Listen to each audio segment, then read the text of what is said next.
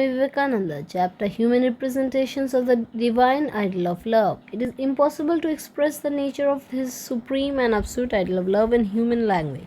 Even the highest flight of human imagination is incapable of comprehending it in all its infinite perfection and beauty. Nevertheless, the followers of the religion of love in its higher as well as its lower forms in all countries have all along had to use the inadequate human language to comprehend and to define their own ideal of love. Nay, more, human love itself, in all its varied forms, has been made to typify this inexpressible divine love. Man can think of divine things only in his own human way. To us, the absolute can be expressed only in a relative language. The whole universe is to us a writing of the infinite in the language of the finite. Therefore, bhaktas make use of all the common items associated with a common love of humanity in relation to God and His worship through love. Some of the great writers on Parabhakti have tried to understand and experience this divine love in so many different ways. The lowest form in which this love is apprehended is what they call the peaceful Nishanta. When a man worships God without the fire of love in him, without his madness in his brain, when his love is just the calm, commonplace love a little higher than mere forms and ceremonies and symbols, but not at all characterized by the madness of intensely active love, it is said to be Shanta. We see some people in the world who like to move on slowly and others who come and go like the whirlwind. The Shanta Bhakti is calm, peaceful and gentle. The next higher type is that of Dasa. That is servantship. It comes when a man thinks he is the servant of the Lord. The attachment of the faithful servant unto the master is his idol. The next type of friend, love, Sakhya, friendship. Though thou art our beloved friend, just a man opens his heart to his friend and knows that his friend will never chide him for his faults, but will always try to help him, just as there is the idea of equality between him and his friend, so equal love flows in and out between the worship and his friendly God. Thus God becomes a friend, the friend who is near, the friend to whom we may freely tell all the tales of our lives, the innermost secrets of our hearts we may place before him with a great assurance of safety and support. He is a friend the devotee acts as an equal. God is viewed here as a playmate. We may well say that we are all playing in this universe. Just as children play their games, just as the most glorious kings and emperors play their own games, was the beloved Lord himself in sport with the universe. He is perfect. He does not want anything. Why should he create? Activity is always with us for the fulfillment of a certain want, and want always presupposes imperfection. God is perfect. He has no wants. What should he go on with his work of an ever active creation? What purpose has he in view? The stories about God creating this world for some end or other that we imagine are good as stories but not otherwise. It is all really in support. The universe is this play going on. The whole universe must after all be a big piece of pleasing fun to him. If you are poor, enjoy that as fun. If you are rich, enjoy the fun of being rich. If danger comes, it is also good fun.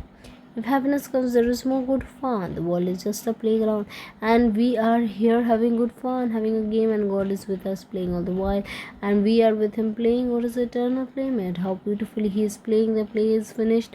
When the cycle comes to an end, there is rest for a shorter or longer time. Again, all come out and play. It is only when you forget that it is all play and that you are also helping in the play, it is only that misery and sorrows come. Then the heart becomes heavy and the word weighs upon you with tremendous power. But as soon as you give the serious side of reality as the characteristic of the changing incidents of the 3 minutes of life, know it to be but a stage on which we are playing, helping him to play at once. Misery ceases for you.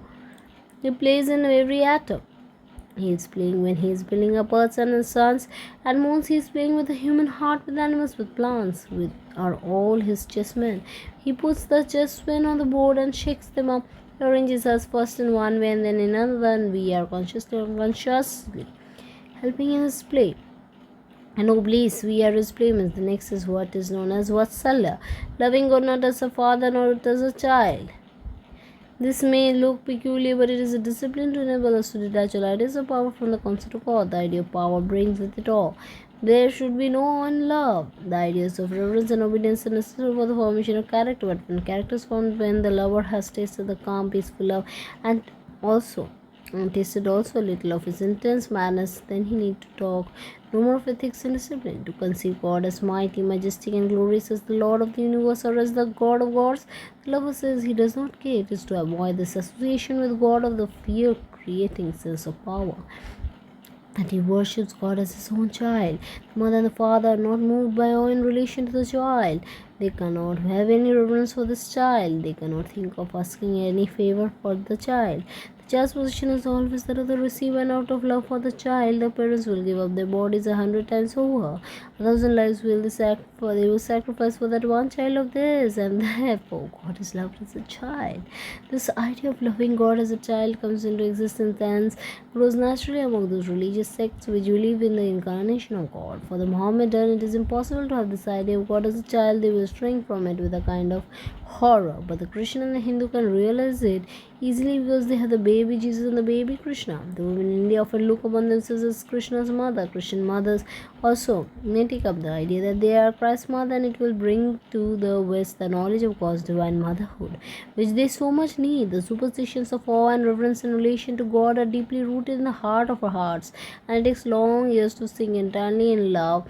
Our hearts in love, our ideas of reverence and veneration of awe and majesty and glory with regard to God. There is one more human representation of the divine idol of love. It is known as Madhura, sweet, and is the highest of all such representations. It is indeed based on the highest manifestation of love in this world, and this love is also the strongest known to man. Love shakes the whole nature of man. What love runs through every atom of his being, makes him mad, makes him forget his own nature, transforms him, makes him either a god or a demon. As the love between man and woman in this sweet representation of divine love, God is our husband.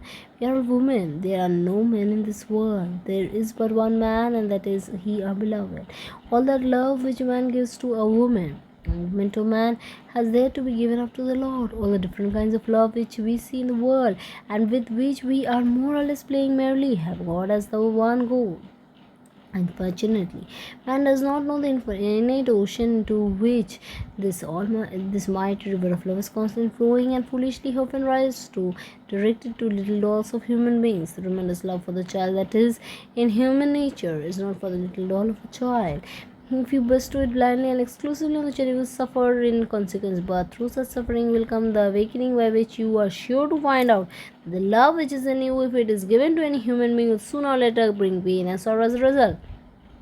A love must therefore be given to the highest one, who never dies and who never changes. To him, in the ocean of whose love there is neither ebb nor flow, love must get to its right destination.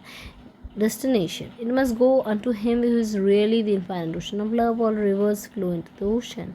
Even the drop of water coming down the mountainside cannot stop its course after reaching a brook of a river, however big it may be. At last, even the drop somehow does find its way to the ocean. God is the one goal of all our passions and emotions. If you want to be angry with him. Chide your beloved, chide your friend. Whom else can you safely chide? Mortal man will not patiently put up with your anger. There will be a reaction. If you are angry with me, I am sure quickly to react, because I cannot patiently put up with your anger. Say unto the beloved, who do you not come to me? Why do you not come to me? Why do you leave me thus alone? Where is there any enjoyment but in him? What enjoyment can there be in little clouds of earth? It is a crystallized essence of infinite enjoyment that we have to seek, and that is in God. Let all our passions and emotions go up unto him. They are meant for him, for if they miss the mark and go lower, they become wild, and when they go straight to the mark of the Lord, even the lowest of them becomes transfigured. All the energies of the human body and mind, however they may express themselves, have the Lord as their one goal, as their ikana. All love and all passions of the human heart must go to God. He is the beloved. Whom else can this heart love? He is the most beautiful, the most sublime. He is beauty itself, sublimity itself. Who in this universe is more beautiful than he? Who in this universe is more fit to become the husband than he? Who in this universe is fitter to be loved than he? So let him be the husband, so let him be the beloved of him. So happens the divine lovers who sing of this divine love accept the language of human love. Not such as dedicated to describe it. Fools do not understand this, they will never will. They look at it only with the physical eye. They do not understand the mad throes of this spiritual love. How can they? For one kiss of thy lips, O beloved, one who has been kissed by thee has his thirst for thee increasing forever. All his sorrows vanish, and he forgets all things except thee alone. Aspire the kiss of the beloved, the touch of his lips which makes the bhakta mad, which makes of man a god. To him who has been blessed with such a kiss, the whole of your nature changes. The worlds vanish, suns and moons die out, and the universe's self melts away into that one infinite ocean of love. That is the perfection of the madness of love. Hey, the true spiritual lover does not rest even there. Even the love of husband and wife is not mad enough for him. The Bhaktas take up also the idea of illegitimate love because it is so strong. The impropriety of it is not at all the thing they have in view. Nature of this love is such that the more obstructions there are for its free play, the more passionate it becomes. The love between husband and wife is smooth. There are no obstructions. That's the Bhaktas take of the idea of a girl who is in love with her own beloved and her mother, father, husband, objects of such love. And the more anybody obstructs the course of her love so much, the more is her love tending to grow in strength. Human language cannot describe how Krishna in the groves of Vrinda was madly loved, how the sound of his voice, the ever-blessed gopis rushed out to meet him, forgetting everything, forget his world, and its ties, its duties, its joys, and its sorrows. Man, oh man, you speak of divine love, and at the same time are able to know all the matters of this world. Are you sincere? Where Rama is, there is no room for any desire. Where desire is, there is no room for Rama. They never coexist. Like light and darkness, they are never together.